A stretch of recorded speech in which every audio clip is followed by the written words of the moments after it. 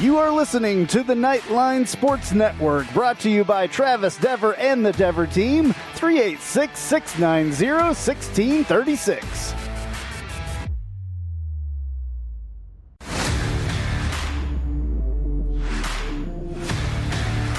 Welcome to Knightline at Night on WDBO 107.3 FM and AM 580.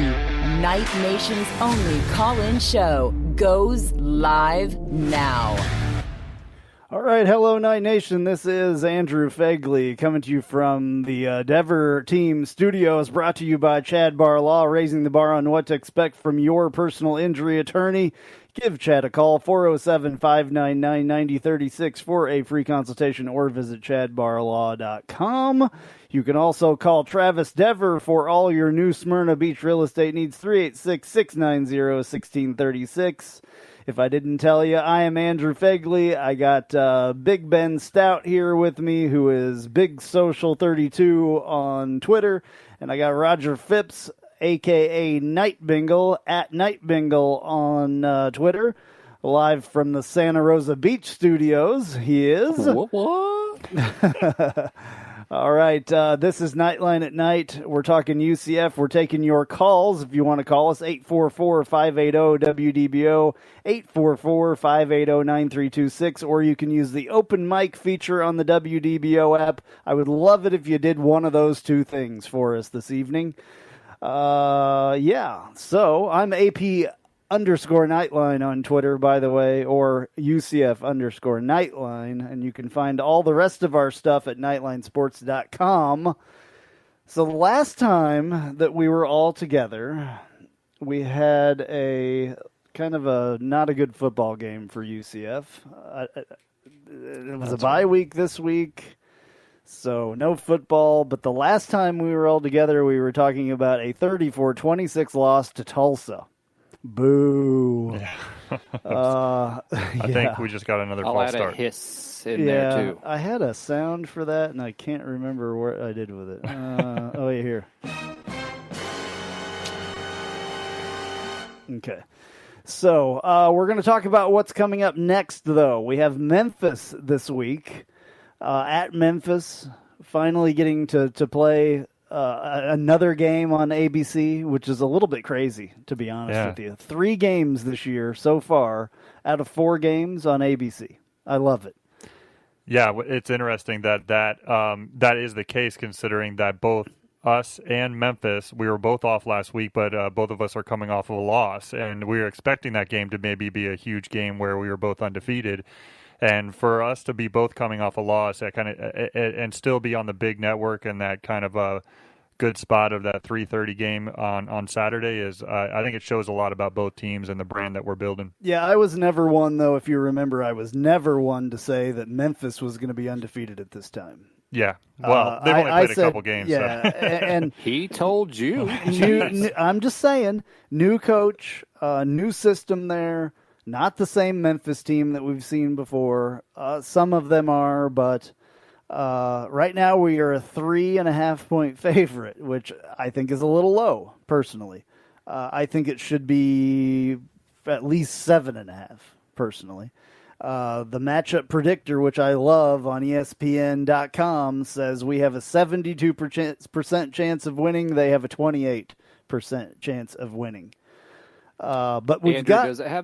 Does it have the point spread there? Because I think the reason we're on ABC is they're expecting an offensive war. Yeah.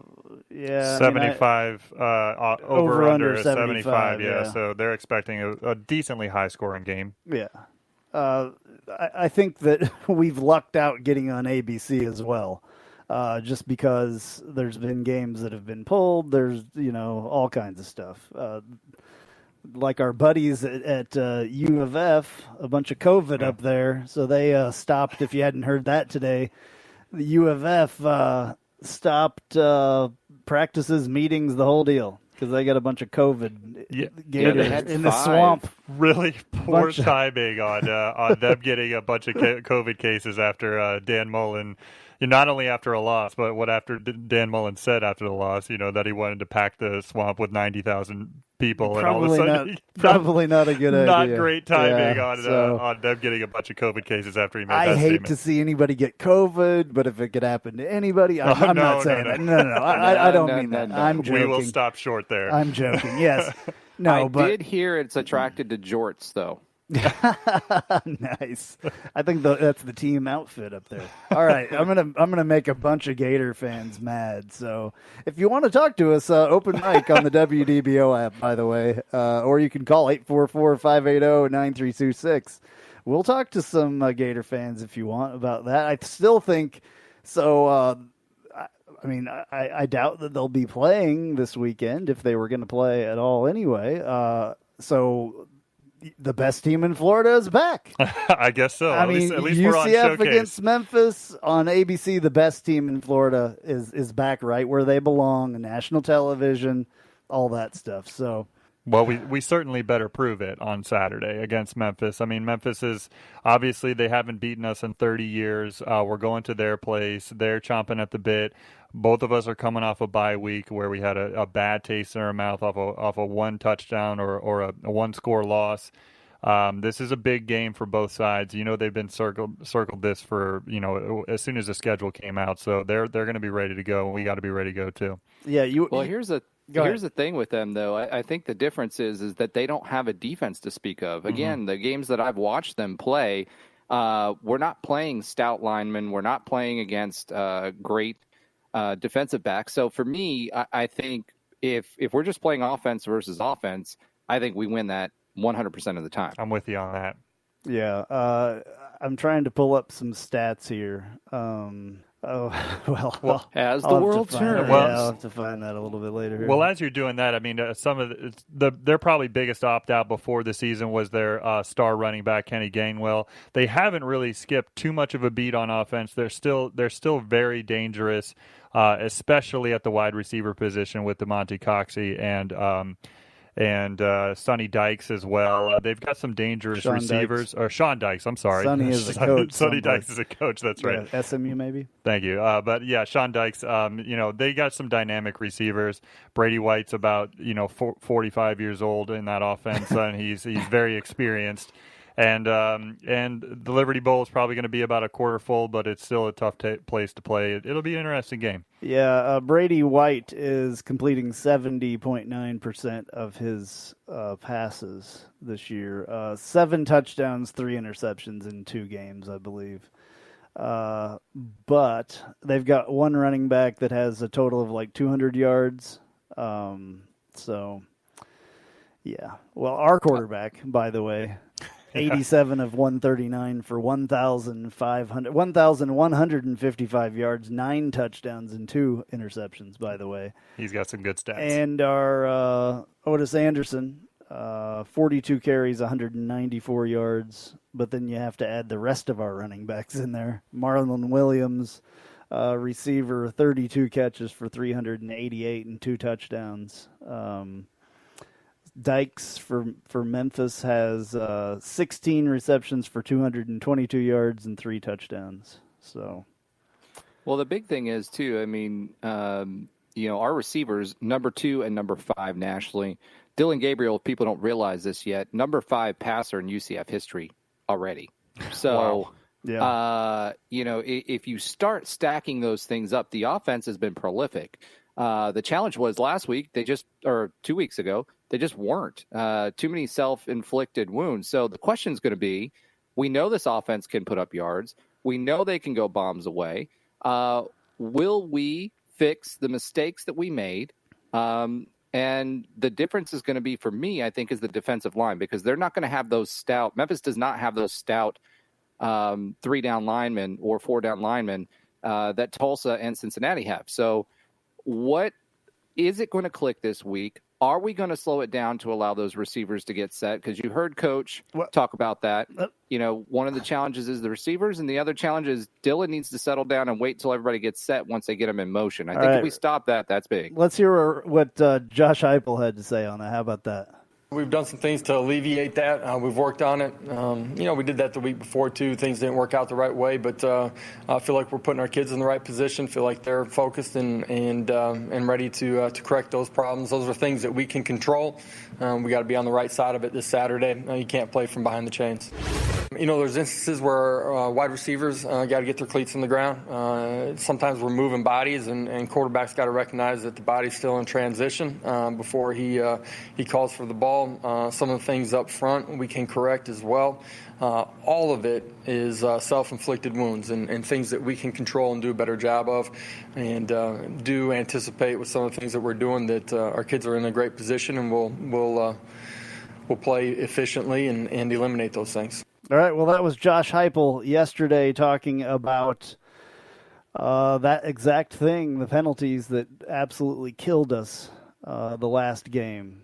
I think with what happened 2 weeks ago and coming off the bye week, I think potentially this might be the highest stakes must-win game of Heupel's career. Just a lot of criticism. I mean, we can disagree. That's a super hot take. But that being said, well, we're all of a sudden we're 0, we're 1-2 in conference in 2020. I don't really know.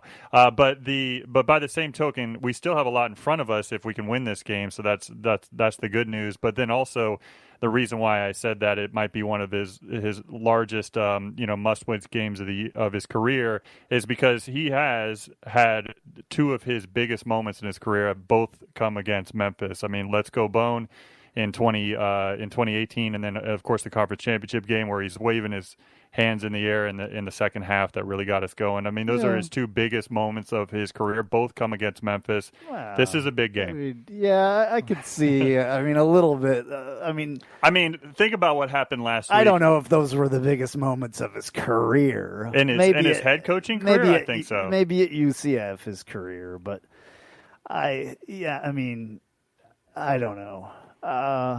I'd have a hard time picking two bigger moments as a head coach at UCF than those two moments right there. Biggest play call, and then that moment. He showed the championship game. He did show that he had cojones during that. That was the easiest way I could say it. I didn't know if I could say the other word or not, but he did show though that he had guts. We'll say that. Running that fourth down thing right. At Memphis the last game, and that was a big deal to a lot of UCF fans. So I would say yes, this is an important game. I don't think it's either way. The fans will probably be upset about something that he does or doesn't do. They seem to get upset a lot about we run the air raid. People need to understand that. All right, we got to take a little bit of a break here. We'll be right back on Knightline at Night, and we'll continue talking about this. So there's a lot to talk about. An auto accident can change your life forever. At Chadbar Law, we are raising the bar on what to expect from your personal injury attorney. Hi, I'm Chad Barr, and I want you to know that our entire team is dedicated to providing you with the representation you deserve in your greatest time of need. If you or a loved one have been injured in an auto accident, call 407-599-9036 for a free consultation or visit chadbarlaw.com. At Chadbar Law, our clients come to us in need and leave as family. Offices, Altamont Springs. Hey, this is Travis Dever, Kai's Real Estate, the Dever team, New Smyrna Beach. Your source for real estate and everything else, New Smyrna Beach. Proud sponsor of Knightline. Call me anytime at 386-690-1636. That's 386-690-1636. Let me show you my hometown, New Smyrna Beach, UCF's favorite beach. Go Knights and charge on. And now, back to Knightline at Night on WDBO 107.3 FM and AM 580. Call now at 844-580-9326. All right, we're back on Knightline at Night, live from the Dever Team Studios, brought to you by Chad Barr Law, raising the bar on what to expect from your personal injury attorney. Give Chad a call, 407-599-9036 for a free consultation, or visit chadbarlaw.com and call Travis Dever for all your New Smyrna Beach real estate needs, 386-690-1636. Also, You can call us if you want to, because we were, we're here for you. If you want to talk some football, I was talking bad about the Gators a little while ago. You can call us if you're a Gators fan and try to make some kind of a point. 844-580-9326, 844-580-9326, or you can use the open mic feature on the WDBO app. I am Andrew Phegley. Also got Big Ben Stout here and Roger Bengal Phipps from the Santa Rosa Beach studios in lovely Santa Rosa Beach, Florida. And just to clarify, that is actually my middle name. Bengal? Yes. Nice. Well, he's legally changed it at this point. I'm going to change my name to AP Knightline. All right. So, what were we talking about before we took that break? Those Memphis guys, those pesky Memphis guys. Yeah. Well, yes, we were talking about the upcoming game with Memphis that UCF has, but I think that somebody made a hot take. And we were still talking about all right, let me defend it. Well, I'm gonna quickly defend it. And I want to hear Ben, anytime you start a sentence with let me defend it, hold it's on. problematic. All right, so we've got. So you said. I said that this is the biggest must-win game of Heupel's head coaching career so far. I think you said something about career-defining or something like that. No, that was my statement. My statement was this is the biggest. Ronald in the studio, can you play that back for us? It's the most must-win game of his young head coaching career so far. That was my take. Why? The reason why I say that is because we had 3 losses last year, right? Well, 4 losses prior to this year under head coach Josh Heupel. Okay, first loss in the Fiesta Bowl. I mean, didn't have McKenzie. It was a tough, hard-fought game. I mean, we can excuse that. But each of the 3 losses last year, he followed it up with a relatively big win. Easy opponents after the loss, with UConn coming after the Pitt loss, East Carolina coming after the Cincinnati loss. The Tulane game was the closest after the Tulsa loss last year. That was at Tulsa, and that was a 3-point game.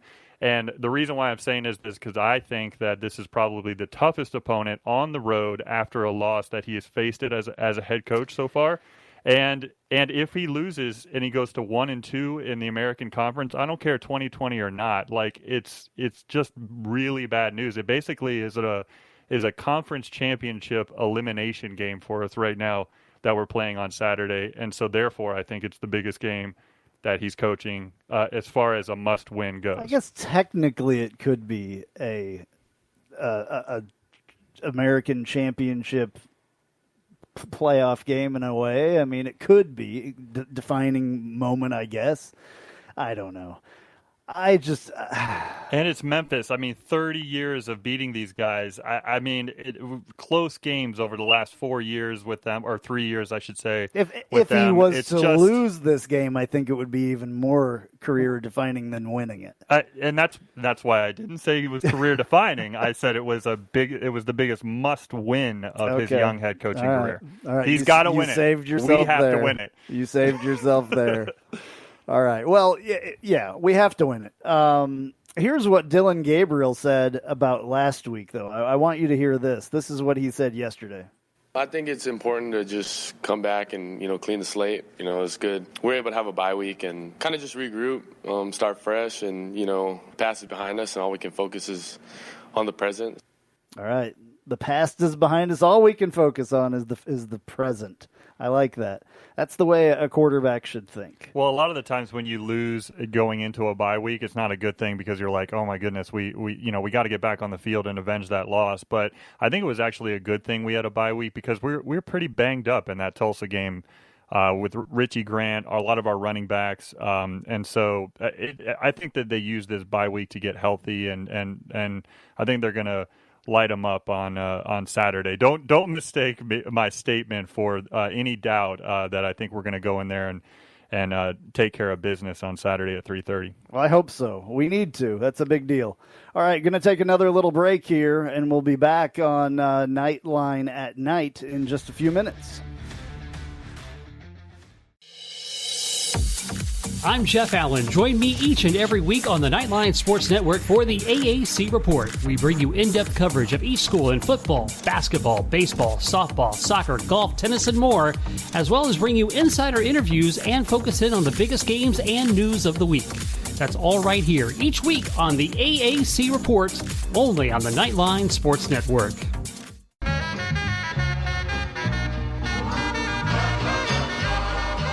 Welcome. This is a promo for the Take a Left at Albuquerque podcast, new to the Knightline Sports Network. You should listen to it. I say things like this. We need to stop blaming Jerry because we would do the exact same thing if we owned the Dallas freaking Cowboys. Do you know how much fun it is to own the Dallas Cowboys? My guests will say things sometimes like this. It's the Lord of the Flies thing that happens when they don't understand that things are wrong. Spoiler alert, until Piggy dies. Lord of the Flies has been out for like 100 years. I don't even know. Yeah. Sorry to everyone at home who I spoiled the book for. A book's been out for like 90 years or something. And sometimes, rarely though, I'll say really stupid things like this. If they don't make it out of the West and the Raptors get to the finals, I will go on either this show or whoever's show and say that Kawhi Leonard is overrated because I have too much evidence of it. New episodes drop every Friday with me and some of my good friends right here on the Knightline Sports Network. And now, back to Knightline at Night on WDBO 107.3 FM and AM 580. Call now at 844-580-9326. All right, back on Knightline at Night. I am Andrew Phegley, live from the Dever Team Studios. We're brought to you by Chad Barlaw, raising the bar on what to expect from your personal injury attorney. Give Chad a call at 407-599-9036 for a free consultation or visit chadbarlaw.com. You can also call Travis Dever for all your New Smyrna Beach real estate needs, 386-690-1636. I'm going to give you one more phone number. The next phone number is the one that you can call us on and talk to us. And, just say whatever you want. 844-580-9326, 844-580-9326, or you can use the open mic feature on the WDBO app. We are talking UCF sports. I guess we're still talking about Memphis. We got Memphis coming up. We're talking about Memphis football. Yeah. Oh, speaking of football, there is a NFL game on right now, and we have a UCF player that is in that game, and his team is not doing too well. Right now, it looks like... Oh, let me mute this because I don't want to play that on this show. Okay. Tennessee Titans up 28-16 over the Buffalo Bills. 5:39 left in the fourth. And our guy, Gabe Davis, let's see what he's got going on. Gabe Davis, what have you done this evening? 4 catches, 47 yards, averaging 11.8. Not bad. He's 4 for 8. So he's in there. He's been quite impressive this season. That would put him number 3 on the receiving list for Buffalo tonight. So that's good. He's definitely in there. The other day, was it him that was running around? Oh, no, it was Traquan Smith last night in the Saints game that was running the route right at the end when they went into overtime, and he fell down, tripped over his own feet. I was like, oh, Traquan. Not the best moment for Traquan. Yeah. So we got our players in the NFL playing. Love to see Gabe Davis doing well there. I wish he was scoring more points, but it is what it is. I think he's having a pretty good year. Let's see what he's got for the year. Well, while you're looking that up, I mean, one of the big things for him was how many touches he was going to get this year because they had a pretty deep wide receiver core. So the fact that he's getting on the field as much as he can, he's had touchdowns last week. So he's been doing extremely well as a rookie. 8 catches for 129 yards, 2 touchdowns, averaging 6.1 per catch, 16.1, per catch. So not bad. Not bad for a rookie. Pro Football Focus had a random stat today that they put on Twitter, but it was interesting because it was about Gabe Davis. It says Gabriel Davis is the only rookie wide receiver with a perfect 158.3 passer rating when targeted this season. So basically they're saying that whenever he's thrown the ball, he catches it. So, okay, well, I mean, I guess. I mean... And that was before tonight's game. I don't know if he had 5 targets for those 3 catches, but still. Well, he's had eight targets for 4, so he's catching about 50% okay, of the there time. you go. So, yeah, tonight. So you just blew up his stat. But wouldn't that be a receiver rating as opposed to a passer rating? Yeah, I said it was an obscure stat, but it was enough for Danny Ben, White to retweet it. You're kind of off tonight. I don't know. What's reset, Ben? Turn the power off. Come on now. I'm just joking. It's all good. It's all good. We're having fun here tonight, though. Speaking of fun, let's hear what happened in the rest of the American this week, because we want to talk about that. Here's our good friend Jeff Allen. I'm Jeff Allen. Elsewhere in the American on Thursday, Houston overcame some rustiness in their first game of the year after giving up 2 defensive scores and down by 17 to Tulane. The Cougs rallied to win 49-31. Temple also took to the field for the first time in 2020, but fell to Navy 31-29 as the midshipmen ran for 253 yards. The Owls had a chance to tie, but their 2-point conversion try with 1:02 left in the game failed. Navy now leads the conference at 2-0. And East Carolina rolled to their first win of the year as they crushed South Florida 44-24. Lots of key conference games this week, including UCF at Memphis, SMU at Tulane, and our Spotlight Game of the Week features Cincinnati at Tulsa. We'll cover it all for you on this week's AAC Report only on the Knightline Sports Network. All right. Thank you, Jeff Allen. You can hear him on the Knightline Sports Network, by the way, and you can find that anywhere where you find podcasts. It's called the AAC Report. Back to Memphis, I guess. Well, now that we're talking Memphis, something that's interesting, I know Ben thinks this is the most important game of Josh Heupel's career, but another important You're welcome to game keep bashing me for it. I stand by my statement. Another important game this week is Cincinnati versus Tulsa, right? For obvious reasons. One, Tulsa, I hope they put up a good showing against the number 8 team in the country. I say that with air quotes. And obviously I feel like I want Cincinnati to keep winning because that sets up that big showdown later on, assuming that Josh Heupel wins the biggest game of his career. So it's not a big showdown if he doesn't. It doesn't matter if he doesn't. That's 100% true. So for me, that's something to be said for the AAC this year is it's much more competitive. So as we've got some issues of our own, we had the opt-outs, we've had COVID issues, we've had players hurt, we've had all these things that have happened to us. The rest of the conference is raising up, which I think will help us in the long run. So Memphis, once we beat Memphis, there you go, Ben. Once we beat Memphis, I think that sets us up well for the end of the year because the games that we have played and the one that we did lose, I feel like that team is going to give people more trouble, especially like Cincinnati, whose offensive game is just not as strong as what ours is. Yeah.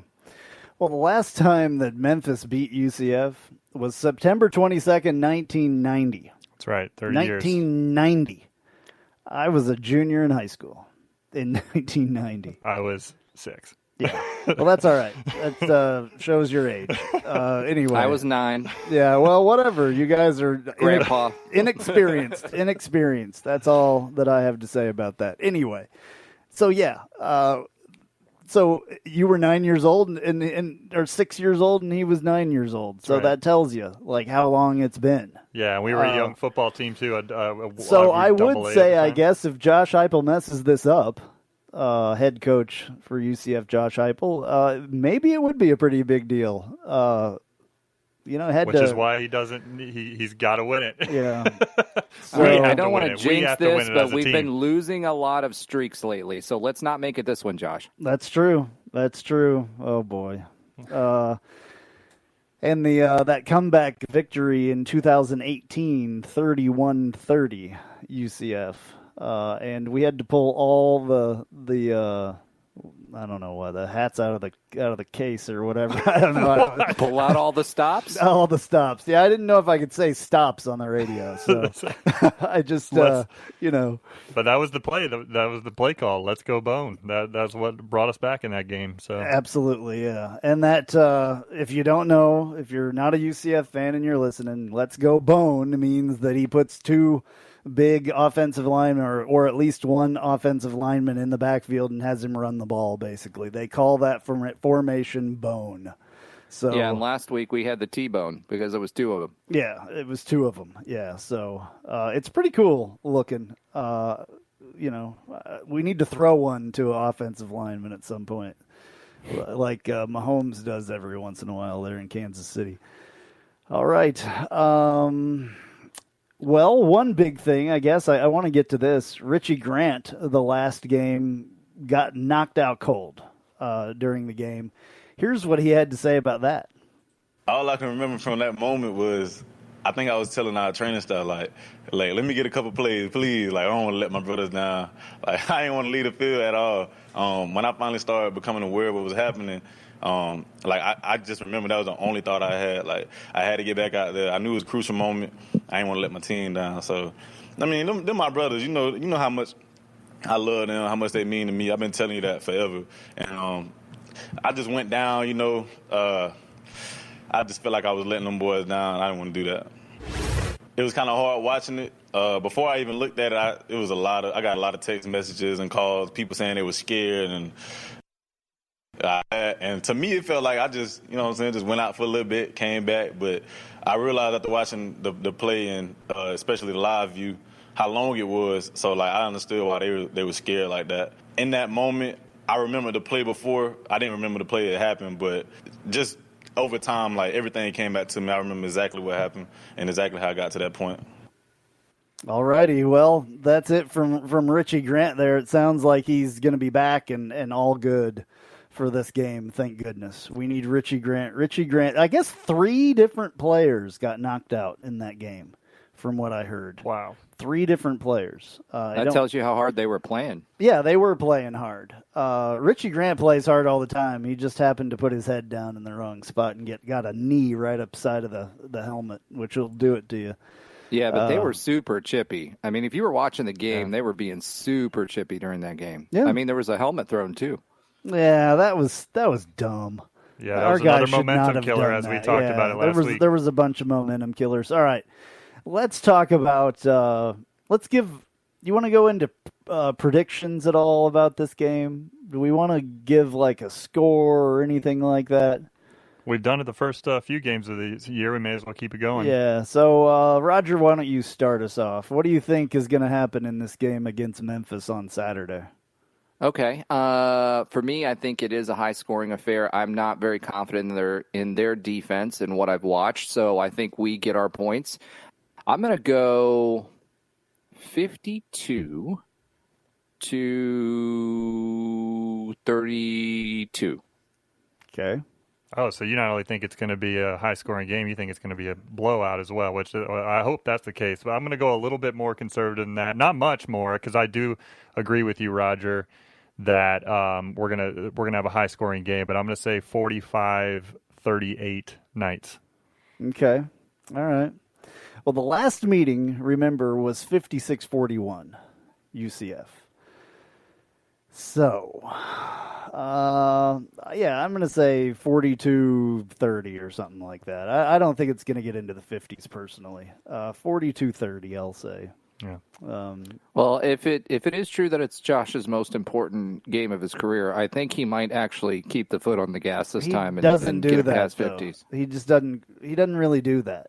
Doesn't really keep. The I don't know. Foot It'd be a on heck the of a gas way too to much. rally your troops. It would be, but then again, if somebody gets hurt while you're doing that, then he's going to get blown up anyway. He's going to get blown up on that. He gets blown up on everything else.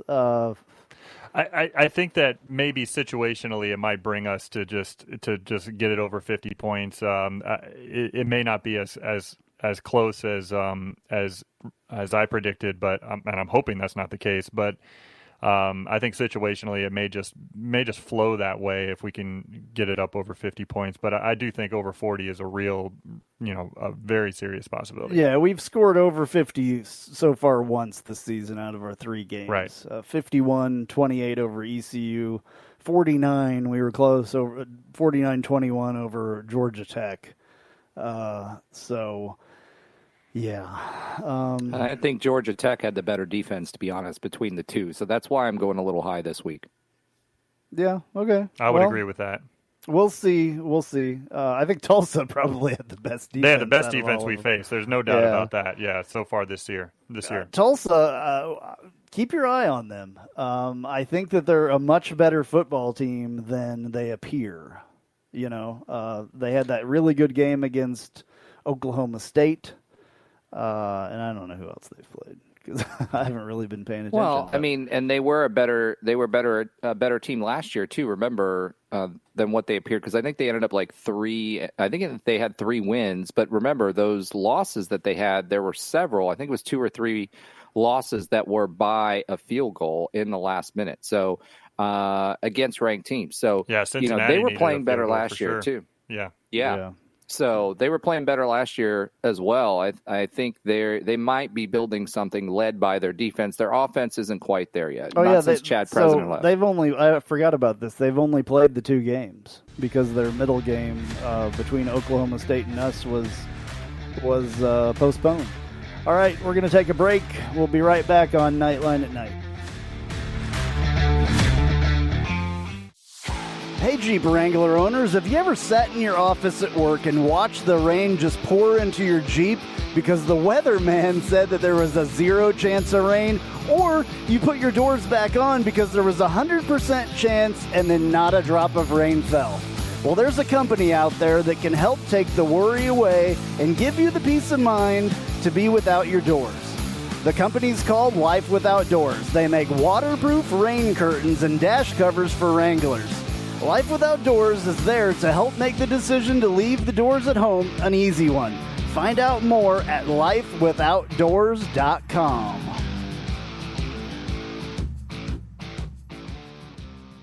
Spice up your company with homemade marketing services from Tasty Gravy Creative. Tasty Gravy serves up a menu of budget-friendly marketing, graphic design, and public relations services customized to your specific goals. Co-owned by a UCF graduate, Tasty Gravy can help refresh your brand, strengthen your online presence, or reinforce your company's message. Contact Tasty Gravy for help with your website, social media, marketing, advertising materials, and more. Visit tastygravy.com.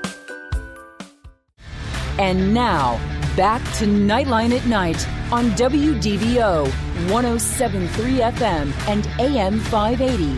Call now at 844-580-9326. All right, I'm Andrew Phegley, back on Knightline at Night. We're live from the Dever Team Studios, brought to you by Chad Bar Law. We're going to take this final segment and talk a little bit about UCF basketball. There was a little bit of UCF basketball news today. Ben, Big Ben, we call him Big Ben because he's, 7'1", 7'1". I thought it was 7'3". You're shrinking. I don't know. Maybe I am. But 7'1" is where I peaked, unfortunately. Knightline's own 7-footer, we call him. That's right. Yeah. So some big news today when it comes to our roster during this crazy 2020 year. But our star forward, he's going to be a redshirt senior this year, Colin Smith, our leading scorer last year. He has opted out for this season, 2020 to 2021. His statement was very articulate on Twitter. It was pretty detailed, but not completely detailed as to what's going on. But he did indicate that he may be stepping away from basketball, not just opting out for this season. He hinted at, I'll just read the statement as far as the important part. He says, as my doctor and I continue to monitor my health, an underlying issue has caused us to make the decision to step away from the game to properly manage my health. So it does seem like potentially he has some health concerns. Condition, yeah, he has some health concerns. And so our thoughts go out to Colin and whatever is ailing him. I hope he is able to really recover from it or get through it very well. Health is first and foremost, and we wish him well. Certainly had a great 2 years for UCF. Was a high contributor on that great team 2 years ago, and so we're definitely going to miss him in his senior year. That's for sure as well. Yeah, that's a bummer in your senior year to have something like this, even though it's the season and the year of opt-outs and all that stuff, but still. That seems to be a little bit more than a normal opt-out. So. It does, yeah. The statement was pretty powerful as far as what's going on. And then there was something else basketball-wise, too, from last week that we didn't get to, right? What was that? That's right. We actually got a pretty big recruit that committed to UCF basketball, and Johnny Dawkins. So for 2021, we have Darius Johnson, 6'1", about 200-pound point guard. He's a big, strong point guard. He looks and plays bigger than even his size indicates. He averaged 20 points, a little over 6 rebounds, and 3 assists during his junior year. He went to Episcopal High School in Alexandria, Virginia. So he's up from that area where Johnny Dawkins is from. He's as I said, he's a strong body. He's a scoring point guard. He's really got a great set shot he's unafraid to shoot it from anywhere. I've watched his tape, and he's taking a couple steps beyond half court, and he's just throwing it up there. So he's definitely a long range shooter. That seems to be a strong part of his game, but probably his biggest skill set seems to be his ability to kind of like maneuver his way to the basket and kind of slash and get to the basket and score, kind of like BJ Taylor did. I don't want to put that on him right now, but a 4-star recruit, especially at the point guard position, is a big get for Dawkins. So excited to see him. Alrighty, and we got basketball coming up fairly soon too. About a month, a little bit over a month away, a month and a half. Yeah, like right around Thanksgiving. That's right. Is when they're starting. Yeah, it's seems like that's not very long from now. So still got a lot of football to play. Remember UCF at Memphis. What is it? 3:30 ABC. It's 3:30 ABC. Yeah. 3:30 on ABC. ABC again for the Knights.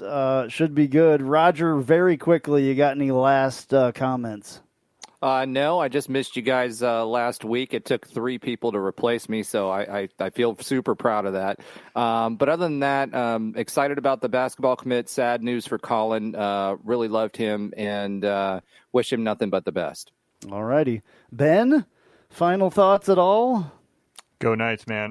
We got to win this one this weekend. All right. Thank you, everyone, for listening. We greatly appreciate it. We are here every Tuesday night, 9 to 10 on WDBO. We are Knightline at night. So go Knights and charge on, and we will talk to you next week. Go Bo!